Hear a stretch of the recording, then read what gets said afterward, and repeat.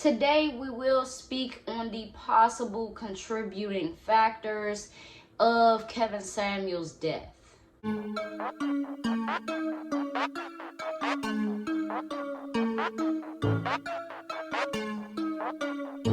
What's up, everybody? It's your girl B Octavia, and I am back with another video. Welcome to my channel.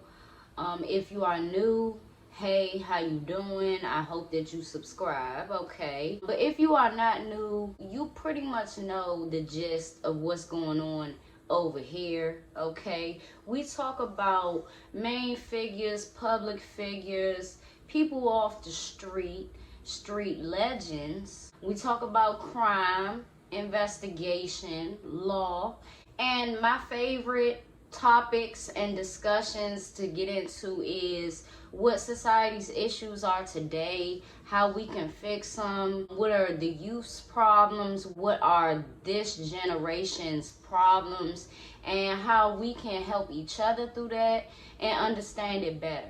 Today we will be getting into Kevin Samuels yet again.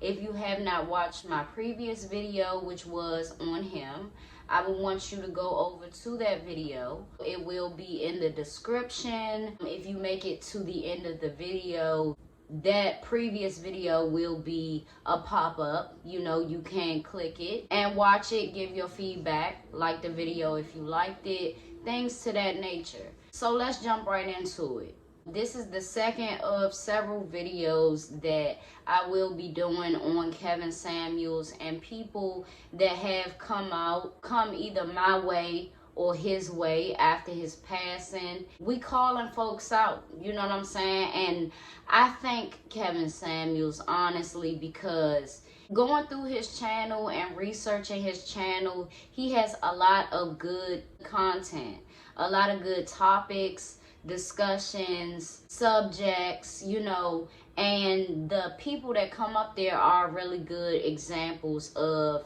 what needs to be changed, what we as women or we as people, black people, need to work on, what we can get better at, etc. And I want to thank Kevin Samuels because in doing this content, like, I feel like he's helping me create content, you know. I think that his videos will help me down the road, like years and years from now, create content, which is not the most important thing, but create good content, come across new people with the same or perhaps an even better mindset than mine, you know, because that can only make me better. So I thank him. Now, by the title, you'll pretty much know what the question at hand is and what the huge question on his death that is circulating on social media now. And that question is, did energy drinks kill him? Now, of course, I don't mean to be dramatic by saying that. We can say, was it a contribution to his death? You know, did it speed up the time, etc.? But that's the question that a lot of people have. And I'll tell you why. It took almost a day or so after that for it to actually be confirmed by his mother. And his mom unfortunately found out with the rest of the world about her son on social media. Before even letting his mother find out or be formally notified, a friend of Kevin Samuels came out confirming his passing. And this post, along with a few other posts by this friend, said that Kevin Samuels died broke and things to that nature, which was very distasteful of this friend to do. But before the official police released a statement, this is what was going on. Once the statement was released, society felt a certain type of way. Men felt a certain type of way. Black women felt a certain type of way. But it's fair to say that the whole world had their feelings, right? But since we talked about the response of the world already, today we will speak on the possible contributing factors of Kevin Samuels' death. On the morning of May 5th, Kevin Samuels began to have chest pains after having a late night rendezvous with a young woman. And when I say young woman, I don't mean young as in like adolescent or anything, but in your 30s compared to a 50-year-old is a young lady, right? He met up with her on the night of May 4th. They went back to his place and they got it on. And on the morning of May 5th, the pair woke up. This is when he started to have these chest pains. The woman, who was in her 30s, was starting to get concerned. And before you knew it, Kevin fell on top of her and she called 911. Whether or not they was getting it on during the time that the chest pain started, you know what I'm saying, and him falling on top of her was like, well, he was already on top of her type of thing. You get what I'm saying? Missionary type of things. Today we're going to be talking about sex. I mean, that sounds more plausible, but it's none of my business, right? That's not for me to confirm or deny, but you know what I'm saying? If he went out like that, he went out in style. If he went out like that, he went out in style. You know what I'm saying? He went out in the jaunt, you know? Right? Moving forward, there are certain rumors that are circulating that says that this young lady allegedly drugged Kevin Samuels. But we must go through every possibility before we go full throttle accusing folks, okay? So, let's go through the possibilities right now. So, the first possibility I would say is prior health conditions. What we do know about Kevin Samuels through interviews is that around the age of 21, he got cancer, Hodgkin's lymphoma, which is very, as he said, curable, but it takes a intense type of chemo to knock that shit out, okay? So that's what he had to go through. And I would surmise that going through chemo, it affects your organs and the most important muscle and organ that you got, your heart. Number two would have to be that being a bachelor has more cons than it does pros. Number three of the possibilities is homegirl drugging him, right? And that would not make sense to me. What we know about this lady is that she is a certified nurse or RN or however you say that. And that is a career. So, you know, usually the women that's out here drugging men, they out to rob you. They out to set you up. I mean, she could be a hit girl, but come on now, in 2022, that'll get found out real quick. And in my opinion, any woman with a career and proper logic wouldn't potentially kill a man for his social media following. Who's to say that they really gonna follow you just because you was the last one to see him, you know? Number four, did his sponsorship with Redbull kill him? Now, as y'all know and y'all see over time that with a certain amount of numbers comes brand deals. You know, I pray to be there one day. You know what I'm saying? I pray to get brand deals and things like that. That's pretty fucking cool. The brand deals start to pour in. That's exactly what happened with Kevin Samuels. He was daily recording, like going live almost every day, and also uploading these videos and clips and things to different streaming platforms and social media sites. And staring at that screen for that amount of time every day, it makes you tired. It makes you really, really tired. Sometimes you do feel like you need caffeine, you need sugar. You know what I'm saying? But it's not the healthiest thing. And sometimes brand deals happen like when you are an avid drinker or consumer already. Like say I wear Nike all the time. and my numbers get up to the point where Nike reaches out to me after seeing so many videos of me having Nike on, and they want to do a collection with me, or they want to send me some clothes. So what I'm saying is, like, he could have possibly been a drinker of Red Bull way before this sponsorship happened.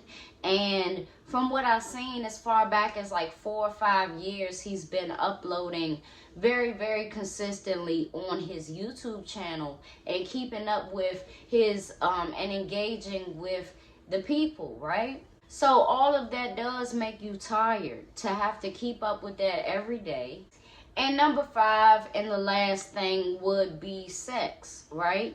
Even though I have explained some of the bullet points more than others, I'm still going to go right back down the list right now. So number 1 was prior health conditions. Having cancer in the past, it perhaps weakened his heart over time, or he was never really able to fully get it to where it should have been at his age. Oh, but I don't think that that's the end all be all. I think it's that, along with these other factors. Number 2, what I stated, and this is a quote from me, in my opinion, being a bachelor has more cons than it does pros. Why I said that was because having sex with different women who have different sex drives and stamina, older men gotta know what they getting themselves into.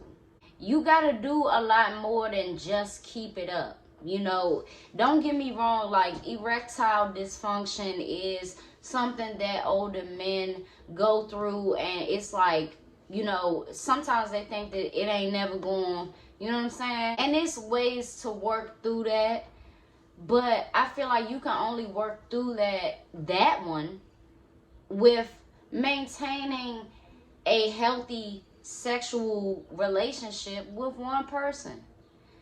One person would be compassionate to your erectile dysfunction, or you not having the stamina that they necessarily looking for, you know, because they really like you. Like, women, they will put up with shit. They will put up with you having a small penis. They will put up with you having erectile issues if they really like you or if they really love you. But you can't get that same compassion if you're going from woman to woman. And the same goes for any health condition, or just thinking about your heart, considering your heart, the health of your heart. Like, erectile issues is a secondary or a third issue that you get to, right? When you're talking about an older man, I feel like the first thing that y'all need to really think about is if your heart can really handle this shit. If you can really handle at 50 or so years old, fucking with somebody that's in their younger 30s or in their mid 20s and late 20s. You gotta really, like, don't think about it in your head, right? And don't let, even if you ain't got no erectile problems, right? I don't want y'all to be thinking about this and that and that and that. But even if you don't have erectile problems, like, can you really handle physically dealing with a younger woman? Can you handle it? If you feel like you can, then you run the risk, right? And whatever is good to you is good to you. You got to think about if you are physically right for that, and also emotionally. But if you just going from woman to woman and you having sex with this one and that one, I'm not trying to call him a womanizer, because, you know, I'm not saying that it's men that go out there every night on a hunt for different women. And I don't think that that was what he was doing. You know what I'm saying? Older men do older men shit. Hey, that's the bachelor lifestyle. But if you're going from woman to woman, that lacks emotion. So what you're not looking for emotion, you're not looking for compassion, you are simply looking for the physical, and He might have put too much on his plate as far as his schedule goes, and drinking Red Bulls almost every day, even if it's just one. Like, I cannot drink a Red Bull anymore because I get insane headaches and cramps. When you have this fucking, like, agonizing cramp in the back of your neck that will not go away until you get some rest, and probably take maybe 2 days to fully, like, stop feeling that, right? That pressure. Like, energy drinks is not worth it. Red Bull is not worth it, and it's not right for me. Like, if that works for you, it works for you.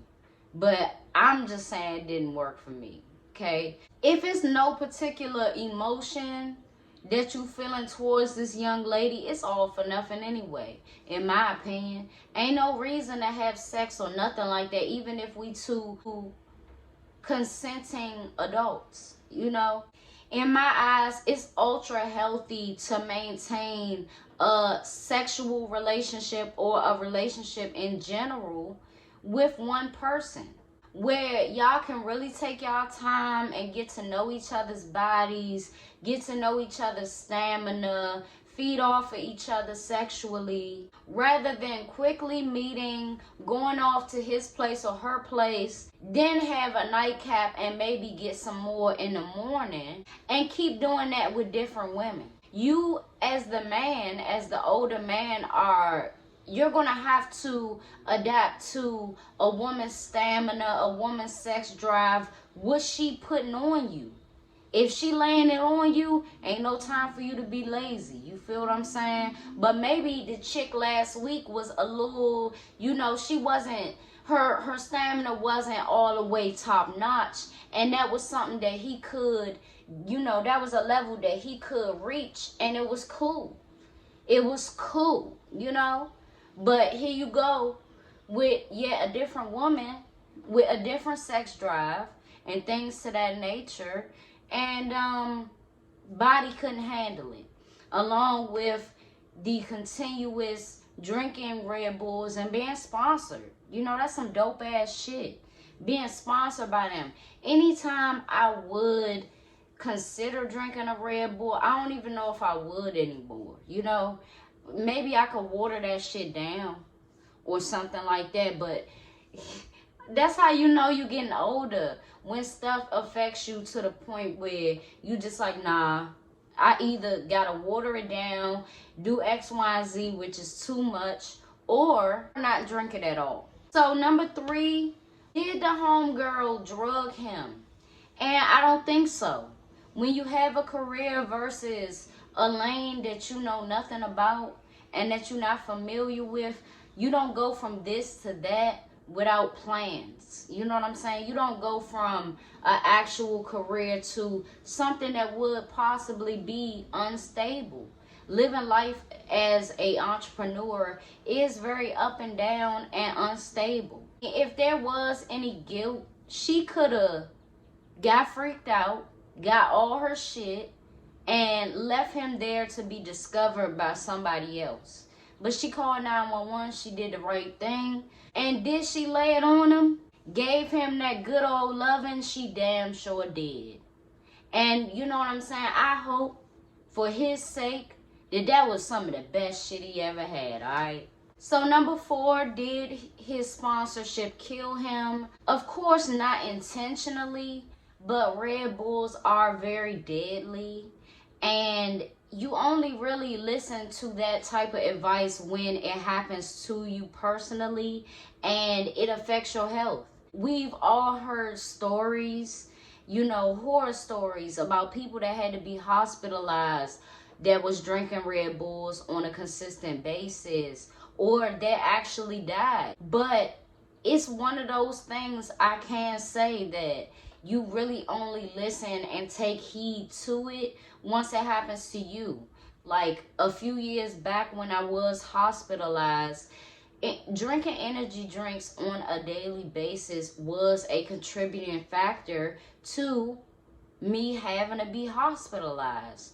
I mean, in my opinion, Red Bulls make you lose appetite. The sugar that it contains is way too high, and the crash is catastrophic. Did his sponsorship kill him? Of course not. You know what I'm saying? Like, they wasn't out to get him or nothing like that. It ain't like that, you know. But us as black folk, we do need to realize that a lot of these things that are meant to be the norm, they are very deadly to our bodies specifically. Like, we have the highest rate of diabetes and of certain conditions that date back to our ancestors, you know. So it's really sad that he had to go out this way, but we can't say that Kevin Samuels has accomplished a lot. And not even just in these last few years. Like, you have to be well seasoned to give the right advice. And in order to be well seasoned, you have to experience a lot, which he has. Not a lot of people in general have successfully beat cancer. Not a lot of people can talk about that and rejoice about it, you know, and to have a career after that, a very fruitful career, is a blessing. Like, his life is a blessing. To have 30 plus years after beating cancer is pretty fucking impressive. And like I said, like, this ain't the time for us as black people to be tearing each other down and saying which one of us deserve to die or not.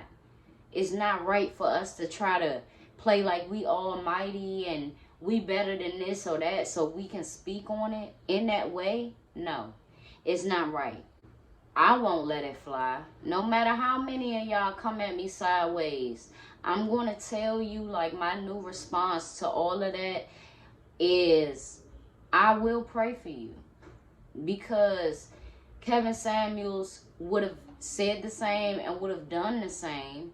And also, he would have told your motherfucking ass off. But whether you know it or not, we all can learn from Kevin Samuels' life. And we can take not only what he says, but what he said, but what he has accomplished and done in his life. And we can use that as a stencil of some sort, or, you know, a play-by-play, a playbook. Even if you feel like you don't need no help and you got it all figured out, 9 times out of 10, your life is a mess. Your life is in shambles. Don't ever think that you too good to get advice. And don't ever think that you don't have to learn anything. Or you have nothing to learn at that moment in time. Because everybody at this time in life, no matter what age we are, we have to learn something. We have to get lessons, whether it be from other people and their experience or our own. We got to. So, with all of that being said, thank y'all so much for watching this video and hearing me out on yet another one. I will be singling out Vivica Fox in a video very, very soon. I also have another video mentioning Kevin Samuels coming up as well. So that's 2 extra ones that I thought of doing, that I will be doing, and that will be dropping soon. So stay tuned for all of that. It's your girl, B. Octavia, and I will see y'all in my next video.